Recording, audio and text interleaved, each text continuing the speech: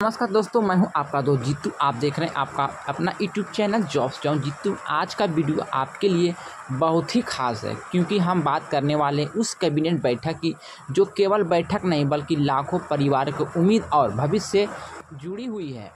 जी हाँ दोस्तों, 3 अक्टूबर 2025 को समय 3:30 बजे पटना सचिवालय में होने जा रही है मंत्रिपरिषद की बैठक। अब निर्णायक मोड़ ले चुकी है। इस कैबिनेट बैठक से पहले लाखों संविदा कर्मचारी, चाहे संविदा कर्मी हो, आउटसोर्स कर्मी हो, दैनिक वेतन भोगी हो, हटाए गए कर्मचारी हो, लोक स्वच्छता पर्यवेक्षक हो या पूर्व वार्ड सचिव हो, सांख्यिकी स्वयं सेवक हो या वार्ड सदस्य, सबकी नज़रें मुख्यमंत्री नीतीश कुमार पर टिकी हुई है क्योंकि अब वक्त बहुत कम है, चुनाव नज़दीक है और आचार संहिता लागू से पहले सरकार को बड़ा फैसला लेना ही होगा।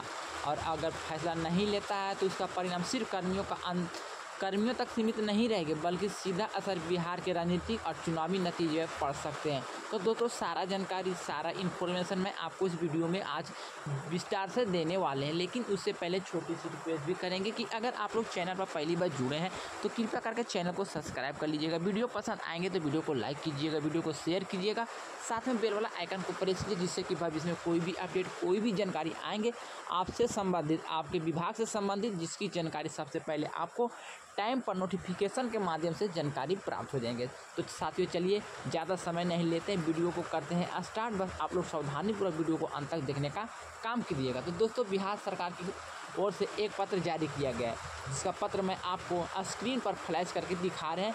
जो पत्र में सारा जानकारी दी गई है उसी के आधार पर मैं आपको स्टेप बाय स्टेप सारा जानकारी देने वाले हैं। जैसा कि आप लोग स्क्रीन पर फ्लैश होते हुए पत्र को देख रहे होंगे, इसमें साफ साफ लिखा है कि 3 अक्टूबर 2025 को अपराह्न के 3:30 पर कैबिनेट बैठक होगी।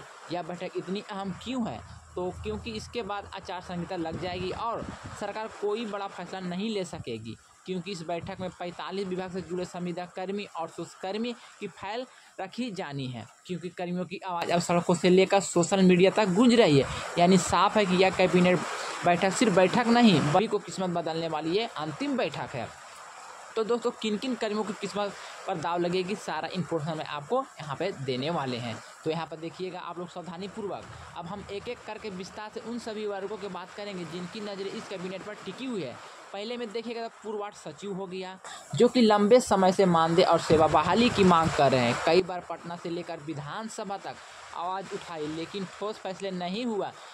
इस बार उम्मीद है कि सरकार उनके मानदेय निर्धारण और सेवा वापसी पर फैसला ले सकते हैं। दूसरा में देखिएगा सांख्यिकी स्वयंसेवक है।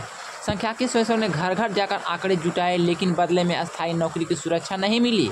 इस बार उनकी सेवा को अस्तित्व और उचित मानदेय पर कैबिनेट में चर्चा हो सकती है। तीसरा में देखिएगा तो वार्ड सदस्य है जो कि लगातार अपने मानदेय की मांग को लेकर यहाँ पर धरना प्रदर्शन करने को तैयार हो रहे हैं क्योंकि लगातार आप लोग देख रहे हैं सभी जिला में जितने भी वार्ड सदस्य हैं वो लगातार हाल में पत्र देने का काम कर रहे हैं। वो अपने बकाया मानदेय को मांग को लेकर बार बार प्रदर्शन कर रहे हैं, आप लोग देखे होंगे। तो आप लोग जितने भी वार्ड सदस्य अभी तक चैनल को नहीं सब्सक्राइब किए हैं तो चैनल को सब्सक्राइब कर लिए क्योंकि आपसे रिलेटेड कभी भी नया अपडेट आएंगे तो आपको इस चैनल के माध्यम से जानकारी दिए जाएंगे। और आगे चलते हैं दोस्तों। अब चौथा पॉइंट में देखिएगा तो आशा दीदी, आंगनबाड़ी कार्यकर्ता, बिहार के स्वास्थ्य और पोषण योजनाओं की रीढ़ कहे जाने वाली कर्मचारी सालों से मानदेय बढ़ोतरी और सरकारी कर्मचारी की मांग कर रहे हैं। अगर सरकार इन्हें खुश करना चाहती है तो इस कैबिनेट में इनके लिए बड़ा तोहफा आ सकता है। पाँचवा में देखिएगा जीविका दीदी, जो कि 75 लाख जीविका दीदी की ताकत को सरकार नज़रअंदाज नहीं कर सकती। इनके लिए वेतन संरचना, पेंशन सुविधा का ऐलान इस कैबिनेट से निकल सकता है। छठा में देखिएगा तरफिया और मिड डे मील की भी बात कर लेते हैं। दोस्तों, बच्चों को भोजन कराने वाली इन दीदियों को हालत बेहद ही ख़राब है। इतना कम मानदेय है कि इनका घर परिवार चलना काफ़ी मुश्किल हो जाता है। इस बार इनकी मांग को कम से कम 2 से 3 हज़ार रुपये और इसमें बढ़ोतरी की जाएगी और उसे मासिक सुरक्षा भी दिए जाएंगे, मानदेय बढ़ेंगे और सामाजिक सुरक्षा भी मिलेंगे। 7वां में देखिएगा तो ग्रामीण चिकित्सक है दोस्तों। चिकित्सक गांव-गांव में सेवा देने वाले ये चिकित्सक अब मानदेय वृद्धि और स्थायीकरण की उम्मीद लगाए बैठे हैं। सूत्र के मुताबिक इनके लिए स्वास्थ्य विभाग में प्रस्ताव तैयार कर लिया गया है। 8वां में देखिएगा तो बिजली विभाग के मीटर रीडर और तकनीकी स्टाफ की बात कर लेते हैं दोस्तों। बिजली विभाग में संविदा कर्मचारियों की हालत बहुत ही खराब है। बिजली विभाग में काम करने का बोझ उठाने वाले इन कर्मियों का नियमित वेतन और सुरक्षा चाहिए। 9वां में देखिए तो डाटा एंट्री ऑपरेटर है, एमडीएम, शिक्षा और स्वास्थ्य, ऑनलाइन काम संभालने वाले कर्मचारी अब तक ठेके एजेंसी के रहमो करम पर कार्य कर रहे हैं। सरकार चाहे तो इसे कैबिनेट में इन्हें भी राहत दे सकती है। 10वां में देखिएगा चौकीदार दफादार की दोस्तों, तो गाँव की सुरक्षा प्रहरी कहे जाने वाले ये कर्मी मानदेय वृद्धि की राह देख रहे हैं। लंबे समय से इनकी फाइल दबा कर रखी गई है, लेकिन इस बार उम्मीद जाग चुकी है। 11वां में देखिए कार्यपालक सहायक दोस्तों, इनकी नाराजगी सरकार के लिए बहुत बड़ा सिरदर्द है। 2 दिवसीय अवकाश से लेकर इन्होंने साफ संदेश दिया है कि अब की बार ये सेवा समायोजन या फिर चुनाव में जवाब। कर्मियों की मांग अब विस्तार से समझिएगा दोस्तों। सभी कर्मियों की मांग लंबे समय से लगभग पूरी नहीं हुई है। सेवा समायोजन यानी कि अस्थायी नौकरी, मानदेय वृद्धि, समान काम का समान वेतन, पेंशन, स्वास्थ्य बीमा, नौकरी में सुरक्षा, हटाए गए कर्मी की पद वापसी। हर वर्ग की अपनी अपनी अलग अलग लड़ाई है, लेकिन सबका मकसद एक है, इज्जत और सम्मान के साथ नौकरी मिलनी चाहिए। दोस्तों सरकार पर जो दबाव बढ़ा है वो भी मुझे जानकारी में आपको यहाँ पे बता देना चाहते हैं। सरकार पर जो दबाव है, क्योंकि अब कर्मियों ने चुनावी चेतावनी दे चुकी है, क्योंकि विपक्ष खुलकर इसके समर्थन में उतर आए हैं दोस्तों। क्योंकि 4 से 5 लाख कर्मियों का गुस्सा अगर 40 से 50 लाख वोट में बदल गया तो किसी भी सरकार की नींव को हिला सकती है। इस बात को सरकार बहुत अच्छे तरह से समझ चुकी है। कर्मियों का संघर्ष और आंदोलन का क्या असर है दोस्तों, तो दोस्तों याद कीजिए, विधानसभा का घेराव, पटना की सड़कों पर जुलूस, धरना प्रदर्शन, सोशल मीडिया पर #संविदा कर्मी और #नियोजन कर्मी ट्रेंड रहा। यही नहीं, क्योंकि यहाँ पर वर्षों से संघर्ष किया और अब कर्मियों की उम्मीद इस पर कैबिनेट से जुड़ी हुई है। यानी सभी अपनी मांग को लेकर सरकार पर नजर लगाए बैठे हुए हैं कि कब हम लोग का इसमें भला कर सकते हैं। तो सूत्रों से मिली जानकारी के अनुसार दोस्तों, पूर्ववार्ड सचिव पर मानदेय निर्धारण करने संभव है। संख्या की समस्याओं को राहत मिलेंगे, ग्रामीण चिकित्सकीय सुविधा मिलेगी, कार्यपालक सहायक के लिए अस्थायीकरण प्रस्ताव पास हो गया, आंगनबाड़ी आशा कार्यकर्ताओं के मानदेय में वृद्धि किए जाएंगे।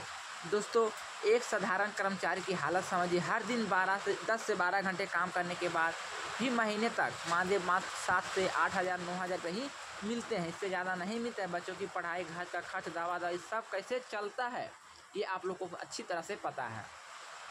यही वजह कि अब कर्मी कह रहे हैं अगर हक नहीं मिलेगा तो वोट भी नहीं मिलेगा, और यही वोट चुनाव का पासा पलट सकता है, यानी कि चुनाव में बड़ा बदलाव देखने को मिल सकता है। दोस्तों आज इस बड़ी खबर को हम संक्षेप में कहें तो बिहार कैबिनेट की बैठक 3 अक्टूबर 2025 की होगी। इसमें 45 विभाग के कर्मियों की उम्मीद टिकी हुई है। सरकार पर दबाव है, संभव है कि सेवा समायोजन, मानदेय वृद्धि, पद वापसी, अन्य फैसले इस कैबिनेट से निकल सकते हैं, जिसमें विशेषकर पद वापसी और सेवा समायोजन की लेकर बहुत बड़ा चर्चा हो सकते हैं। आपको बता दें, लोग स्वतंत्र पर्यवेक्षक, स्वतंत्र कर्मी की लेकर जो मानदेय वृद्धि की मांग कर रहे थे, उनको लेकर भी इसमें बहुत बड़ा फैसला आ सकता है। यानी कि जो आप लोग का मानदेय है कि 20,000 और 10,000 की लगातार आवाज़ उठा रहे हैं, उनको सरकार ध्यान दे रहे हैं और उस पर बहुत बड़ा निर्णय भी आ सकता है। उसके लेकर बहुत बड़ा गुड न्यूज़ भी निकल सकता है। तो आप लोग जितने भी लोग स्वतंत्र पर्यवेक्षक, स्वतंत्र कर्मी हैं, अभी तक चैनल को सब्सक्राइब नहीं किए हैं तो कृपया करके चैनल को सब्सक्राइब कर लीजिए। वीडियो पसंद आएंगे तो वीडियो को लाइक करें, वीडियो को शेयर करें। तो आज की खबर मैंने आपको सारा इन्फॉर्मेशन, सारा जानकारी आपको स्टेप बाय स्टेप देने का काम किया। फिर भी अगर कोई जानकारी छूट गए हैं या बोलने में कोई मिस्टेक हो गए हैं तो आप अपना छोटा भाई समझ के क्षमा कीजिएगा। दोस्तों ये थी आज की विस्तृत जानकारी। आपको जानकारी कैसी लगी कमेंट करके ज़रूर बताइएगा। अगर आप भी चाहते कि आपकी आवाज़ सरकार तक पहुंचे तो वीडियो को ज़्यादा से ज़्यादा अपने ग्रुप व्हाट्सएप में भेज सकते हैं और अपने साथियों को भेज सकते हैं। हमेशा आप सभी के रिलेटेड नई नई जानकारी, नई नई अपडेट लाने का काम करते हैं दोस्तों। तो मैंने सारा इन्फॉर्मेशन, सारा जानकारी बता दिए हैं दोस्तों। मिलते हैं इसी तरह से नए वीडियो में नई अपडेट के साथ। जब तक के लिए good bye, thanks for watching.